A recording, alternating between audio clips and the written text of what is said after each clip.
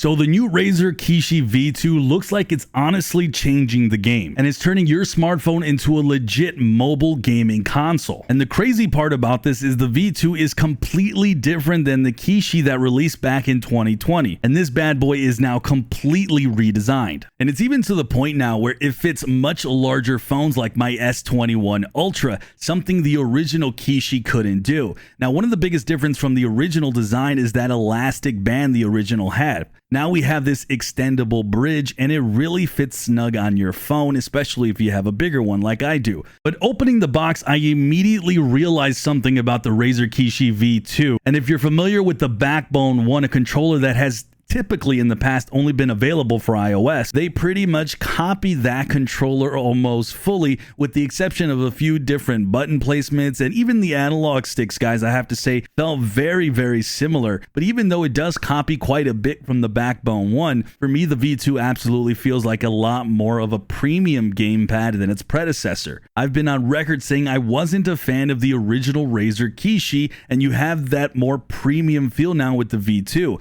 The controller is still made out of plastic, but it's just a little bit more solid is the best way I can explain it. The controller features now a pair of clickable analog sticks, 2 pairs of shoulder buttons, including these neat little extra buttons that you can see right here, just for a little bit more bindings in your gameplay. It also has a D-pad that's very clicky, and it just feels very good to the touch. And then of course buttons for accessing menus and other things. Now, I was able to test out the new Kishi with a variety of games and as well as cloud gaming. And the obvious thing that is, I think, apparent is that this isn't a Bluetooth controller. It will plug directly via the USB-C port, meaning your input lag will be much better than your standard Bluetooth function. The good thing too is that this controller is powered by your phone, meaning you won't need something to externally charge it. And you could even at the very same time charge your phone while you're playing with the Kishi. But unfortunately, missing yet again with this controller is the headphone jack, which is an absolute bummer, something that is included in the Backbone One. Also, compared to the previous Kishi, the buttons with the V2 have a little bit more of a clicky feel, and you'll definitely hear it.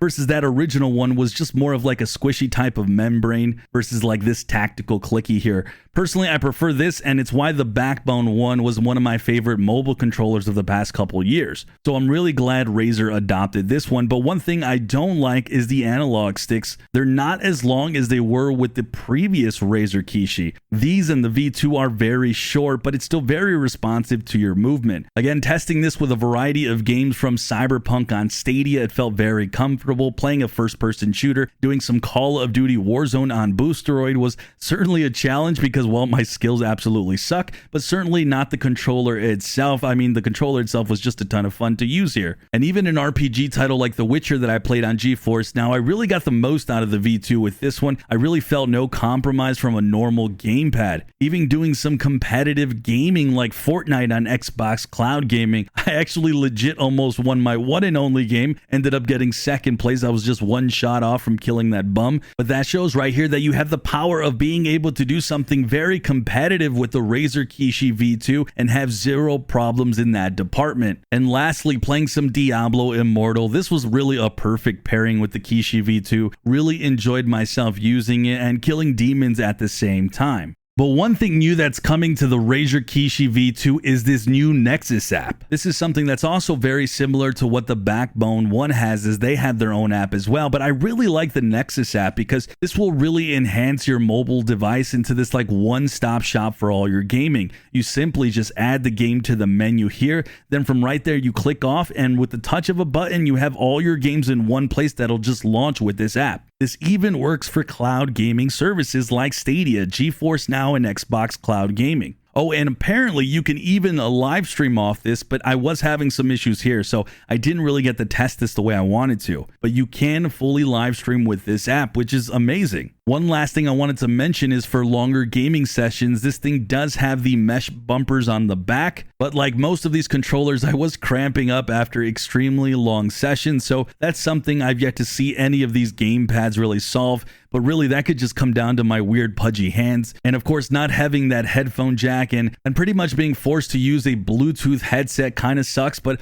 ultimately, guys, I do recommend the Razer Kishi V2. Put it simply, this 1000% gets my why not? It's just fully improved and in my opinion, much better than the original Kishi, a gamepad that I admit I was never a fan of. But now guys, I can absolutely recommend the V2. The more of course premium feel to this, the new Nexus app that really goes well with your gaming, and the fact that it can fit more phones for me equals an absolute winner. It's still pricey at that $100 price tag, but I gotta say, I have just absolutely been enjoying this. With that guys, I'm gonna have links below so you guys can pick yourself up a V2, and also click the video on the top left so you guys can get another review for another awesome gamepad.